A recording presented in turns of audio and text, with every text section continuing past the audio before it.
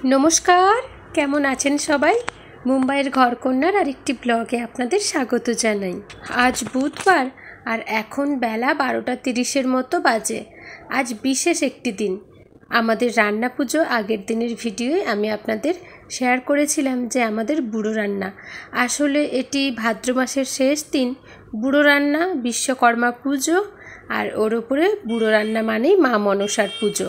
আর যেহেতু আপনাদের দাদা ভাই জুয়েলারি লাইনের মানুষ, তো বিশ্বকর্মা পুজোটাও আমাদের কাছে বলতে পারেন ছোট দুর্গা পূজা। আগের দিনের ব্লগে আপনারা দেখেছিলেন যে আমি রাত জেগে রান্না করেছি। ওই সকাল 5টার মতো বেজেছিল রান্না করতে।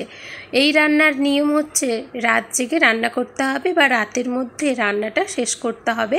সূর্য ওঠার আগে ভাতের মধ্যে জল ঢালতে হবে। মোটামুটি আমি আমার সাধ্যমতো নিয়ম মেনে সব কিছু গুছিয়েই রেখেছিলাম করে। আজ সকালে স্নান সেরে নিয়েছি। ঘরের কাজ সেরকম বিশেষ কিছু ছিল না। তো যাই হোক, চলুন আগে মা মনসাকে ভোগ লাগাই। আর যেহেতু আমি দেশে থাকি না, দেশে থাকলে নিয়মগুলো আরও অনেক ভিন্ন ধরনের হয়, কিন্তু এখানে যেমন করে বলেছেন শাশুড়ি মা, যতটুকু আমার সম্ভব ততটাই করার চেষ্টা করছি। আর এই বছরে আমি আগেই বলেছিলাম আমার রান্নার আয়োজন ভীষণই অল্প। তো সেই অল্পের মধ্যে ছিল চিচিঙে ভাজা, আলু ভাজা, নারকেল ভাজা, 3 রকমের ভাজা রান্না করেছিলাম।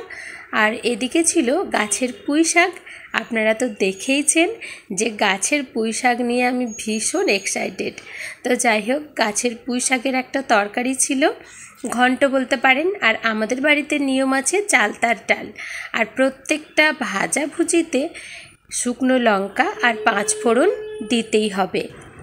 আর ছিল সঙ্গে মাছের কালিয়া। তবে আমার মনে হচ্ছে মাছের কালিয়াটা আন্দাজটা আমার একটু ভুল হয়েছে। মনে হয় ঝোলটা আর একটু মারলে ভালো হতো। আর ছিল চিংড়ি মাছের পাকা তেঁতুলের টক। অনেকের বাড়িতেই রয়েছে চালতার টক কিংবা চাটনি, আমাদের বাড়িতে হয় পাকা তেঁতুলের টক। তো যাই হোক, মাকে ভোগ লাগিয়ে দিয়েছি। মায়ের কাছে আমি ক্ষমা চেয়ে নিই। আমি আমার সাধ্য মতো আয়োজন করেছি। যদি কিছু ভুল করে থাকি, মা যেন আমায় নিজের সন্তান মনে করে তা ক্ষমা করে দেন। আমার সংসারের সুখ, শান্তি, স্বাচ্ছন্দ্য সবসময় যেন বজায় রাখে। সেই সঙ্গে আপনাদেরও সবাইকে যেন সুস্থ রাখেন এবং আপনাদেরও সংসারের সুখ স্বাচ্ছন্দ্য যেন বজায় থাকে। চলুন, মাকে ভোগ লাগানো হয়েছে, এইবার আমাদের খাওয়ার পালা। আর ওই ছোট প্লেটগুলো নিয়ে এসেছি, কি মাছ যদি দিস দেখ, এনে একটা হাতা বার করেছি। দুষ্টু তাহলে মেসোর সঙ্গে খেয়ে নে। রেখে দে সাইডে, রেখে কেন।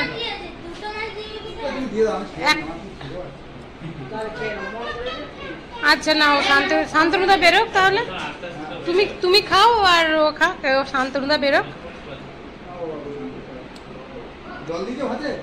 ভাতে জল দিয়েছি। চিচিঙে যে এবার নুন তো মানে চেকে করার নেই, হয়তো বেশি হবে নয়তো কম হবে। হ্যাঁ, আর ঠাকুরের ইচ্ছে জানি না ঠিক হবে কিনা, কোনোটা আদৌ ঠিক হবে কিনা তাও জানি না। দেখা যাক কি হয়। বোন আসবো না করে শেষমেশ বোন এসেছে। ও যেহেতু ডায়েট করছে, 1 মাসের মধ্যে একটা দিনও চিট ডে পায়, তো সেই ডেটা ও আজ নিয়ে নিয়েছে চিট ডে। এখানে আমার ছোট ছেলের সাইকেলও পুজো করা হয়ে গেছে, তবে অবশ্য পুজোটা করেছেন আপনাদের দাদা ভাই।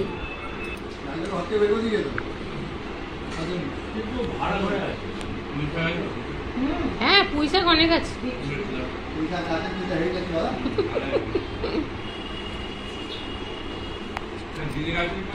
হ্যাঁ, গাছে এখনো আছে অনেক, এখনো হয়ে আছে মোটা মোটা একদম। এবারে ভাবছি ওইগুলো ভালো করে ডগগুলো কেটে আর সার দিয়ে দেবো। বাবা, ওতে কিন্তু সার পড়ে না, শুধু সবজির খোসা দিই, শুধু সবজির খোসাগুলো ফেলে দিতে হবে। হ্যাঁ, পচিয়ে না যে শান্তনুদা যেটা বলছে পচিয়ে, তো আমি ডাব্বার মধ্যে করে করে রেখে পচিয়ে দিচ্ছিলাম। এরা 3 বাব্বেটা বলছে এত গ্যাস, এত গন্ধ, ঘরে থাকতে পারবো না। আর যখন দিচ্ছি মাটিটা খুঁড়ে চাপা দিলেও একটা গন্ধ আছে, তো এরা পাগল করে দিচ্ছে আমাকে। আমিও জানি তো, পচাচ্ছিলাম। দাঁড়া দিচ্ছি, কথা বলবো না, রান্না করে দিত এরা। হ্যাঁ, মাছের ঝোল ভাত রান্না করতে। হ্যাঁ হ্যাঁ, একটা কাতলার আছে, একটা রুইয়ের আছে, বেশি চওড়াটা কাতলা। হ্যাঁ, শান্তনুদাও মনে হয় লেজাই পছন্দ করে। দে দুজনকে।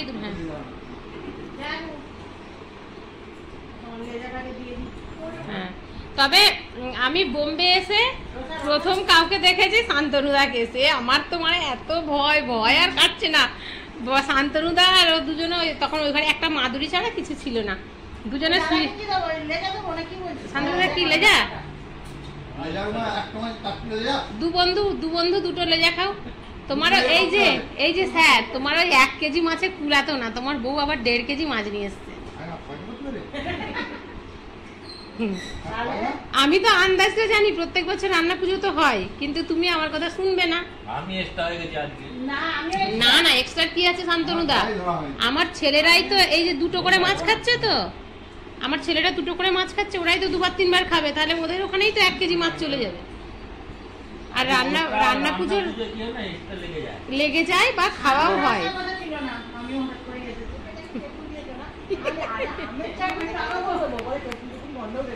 আর এই যে টমেটোর চাটনিতে লেবু দেওয়াটা, এটা আমি শান্তনুদার থেকে এই টিপসটা শিখেছিলাম। এটা আমি আগে জানতাম না। শান্তনুদা আর কালারটাও হেভি আছে লেবু দিলে। আরো কিছু কিছু আছে, আমি অনেকগুলোই মানে তখন দেখো প্রথম এসেছি, দেখতাম শান্তনুদা হেভি রান্না করে, লজ্জার কিছু নেই। প্রথমে এসে শান্তনুদাকেই কল্যাণেও ডাকতে মানে আনতে ব্যাগ নিয়ে করতে পাঠিয়েছিল। সে তো আমার তো ভয়ে আমি কেঁপে অস্থির, আমি একটুকু ঘুমাইনি ট্রেনে। 13 দিন।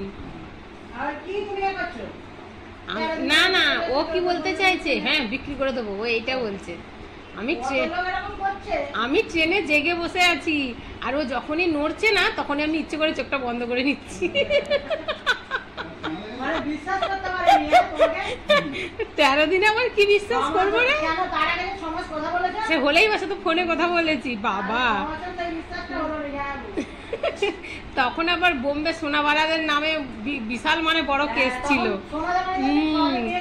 মেয়ে দিয়েছে যে এই ভালো। আচ্ছা আরেকবার হয়ে যাক, স্পেশাল ইনভাইটটা আরেকবার হয়ে যাক, আর হবে না।